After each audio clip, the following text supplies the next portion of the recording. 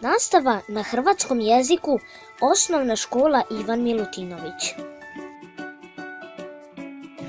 Učenici uče prema planu i programu Republike Srbije. Nastava se izvodi na hrvatskom jeziku. Učenici imaju za predmet materinski jezik, hrvatski, koji predviđa i bunjevačku ikavicu, i još 3 sata srpskog jezika. U nastavi predmeta Svijeta oko nas, to jest prirode i društva, prema programu Republike Srbije, pored povijesti Srbije, omogućeno nam je izučavanje bunjevačkih običaja i povijesti Republike Hrvatske.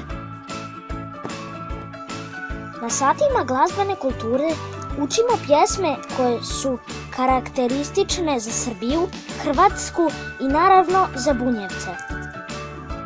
Dijete tako ima mogućnost upoznati i zavoljeti svoj jezik i svoju kulturnu baštinu, a isto tako i jezik i kulturnu baštinu države Srbije, čiji smo građani.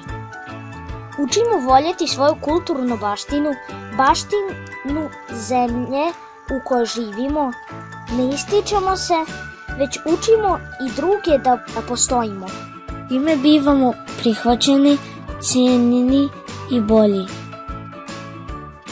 Učenici svake godine sudjeluju na danima Balinta Vujkova, gdje se njeguje bunjevački govor, priče i bajke naših predaka.